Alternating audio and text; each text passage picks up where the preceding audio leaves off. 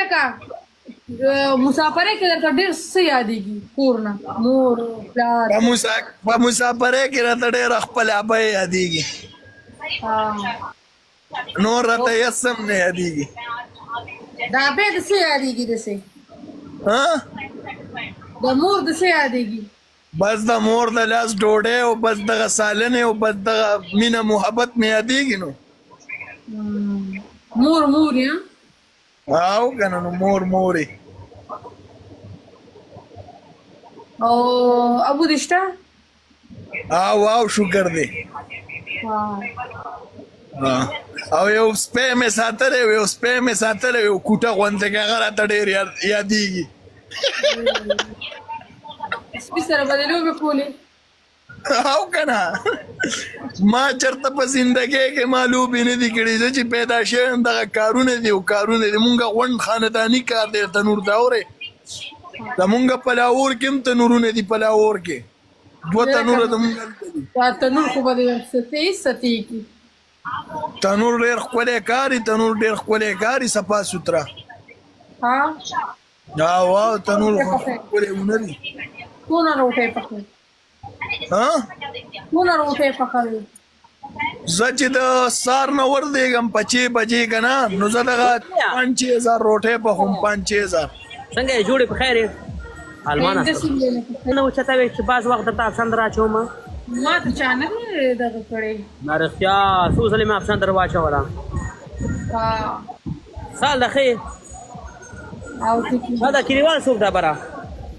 خان کلیوال راغلی ډېر خفه دي بیبي ورته یادېږي لکه قشنچلو که جړاګان المان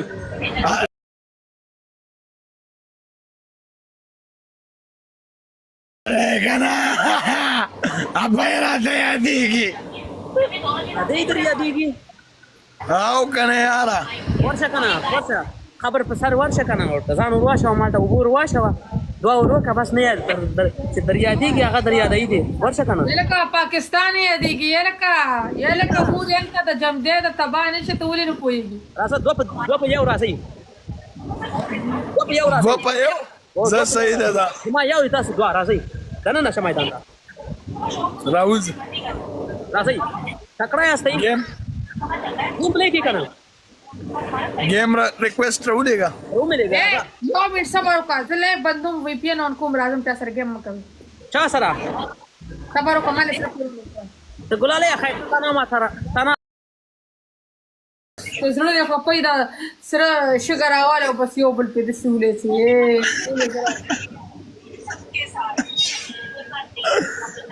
مړې بس دوا کوه ورې مونځ او دس خو کې که نه 5 وخته زه هندو یم څه ولې مونځ به نه کوم او د قرآن تلاوت کې ماشاءالله نظره نشي دواګانو کې میاد ساته او یاد به دې ساتم ولې نه الله دې کامیاب او خوشحاله ساته سره د مور او پلاره ښه آمین دا وا دلشاد ستا یې ده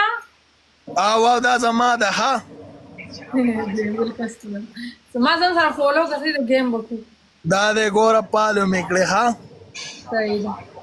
پالو شوې ها ګلالۍ